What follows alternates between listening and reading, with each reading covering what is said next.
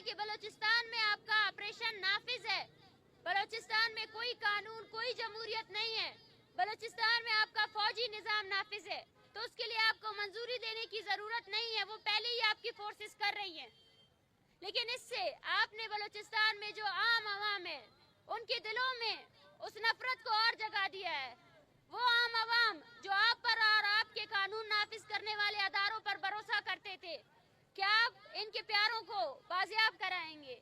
आप उन अदारों के खिलाफ इनके साथ खड़े हो जाएंगे जो गैर कानूनी और गैर इंसानी अमल कर रहे हैं। लेकिन अफसोस की बात तो देखें, कल इन्हीं प्रोटेस्ट में हमारी बहन सईदा बलोच अपने भाई की तस्वीर लेकर यहाँ बैठी रहती थी। आज वो किसी अदालत में खड़ी है, वही अदालत जिसने 6 सालों से इसके भाई को तो बाजियाब नहीं किया, मगर सईदा बलोच को रिमांड दे रखा है कि पकड़ो इस औरत को और मारो इस औरत को।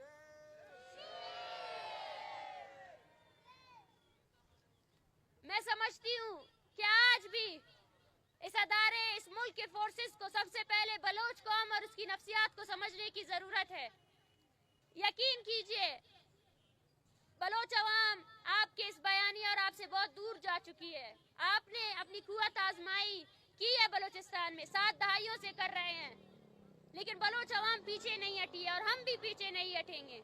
आज का सियासी वर्कर बीबर्ग बलोच है, जिसने अपनी माजूरी को अपनी कमजोरी करार नहीं दिया, बल्कि उसने उस हालत में भी पूरे बलोचिस्तान में लापता अफराद के लवाहिकीन के लिए आवाज बुलंद की। वो हर उस जगह में गया जहां उसकी माएं बहनें उसको पुकार रही थी। और आज भी हमें यकीन है कि वो उस टार्चर सेल में भी अपने सियासी मौक़िफ़ पर खड़ा है। और आज भी हमें यकीन है कि हमारी बहन सईदा और उनकी दूसरी बहन नाज़जान, वो वहाँ पर भी उन फोर्सेस के साथ मुकालमा कर रहे होंगे, वहाँ पर भी उन फोर्सेस के साथ जंग लड़ रहे होंगे। तो ये है बलोच कौम।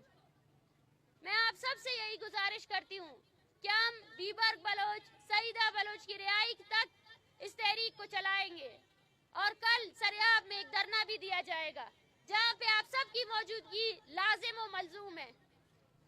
आप देखें कि इन्होंने हमारे लिए अपने फोर्सेस और नफरी यहाँ पे बुलाई है ताकि हम सबको जेल किया जाए। लेकिन मैं इन सब से यही कहती हूँ कि हर वो शख्स, हर वो बच्चा जो बलूचिस्तान में पैदा हुआ है, वो गुलामी की जिंदगी जी रहा है। बलूचिस्तान को आपने पहले से ही एक जेल में तब्दील कर दिया है। तो हमें खुशी होगी कि हम अपने सियासी मौक़िफ़ की वजह से आपकी अदालतों के सामने उनके